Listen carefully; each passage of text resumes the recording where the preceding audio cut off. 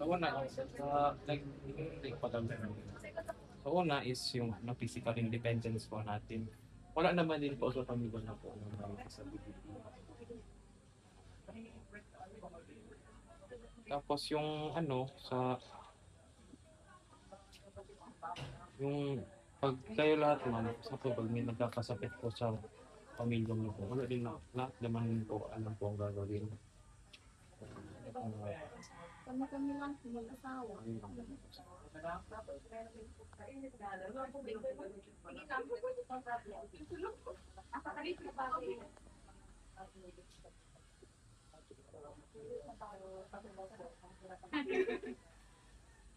Yung mga sakit-sakit po, mag-sample, aside sa lang na kung ubo-ubo din po dito.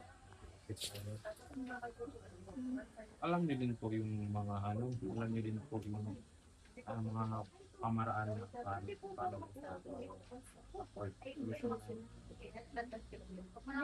Yung ba, kasi kanyari maluma, bigyan na niya ako din.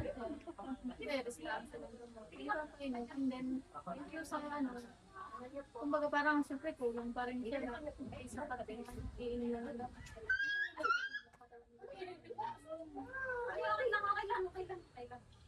Iwasan yung bigat ko. Nakakatulong.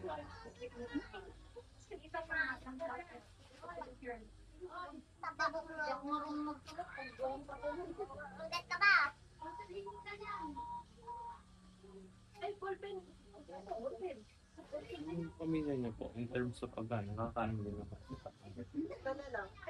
Tapos nakakatulong din po. Tama. Kulang sa tingin. Minsan lang po. Kumbaga minsan, yung dahil sa nailan dito. Halos na yung mga binata. Kasi kung kayo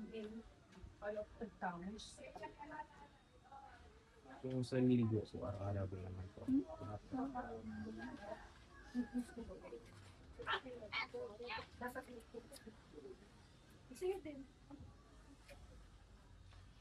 Yung mga regarding sa healthcare po, naiintindihan niyo din naman po lahat ng mga servisyo ng ating mga healthcare center or yung mga sakit-sakit po natin, naiintindihan niyo din naman po yung anong posibleng idudulot, hindi nabigyan pansin or ano yung nabibigay na ating mga healthcare centers para sa atin na nagagamit din naman po mga servisyo ng healthcare. Kumbaga hindi naman po ako sa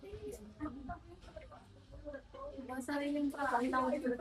Minsan pa hindi lang din hindi siya kulang yung aming saka lang namin siya. May hospital mo.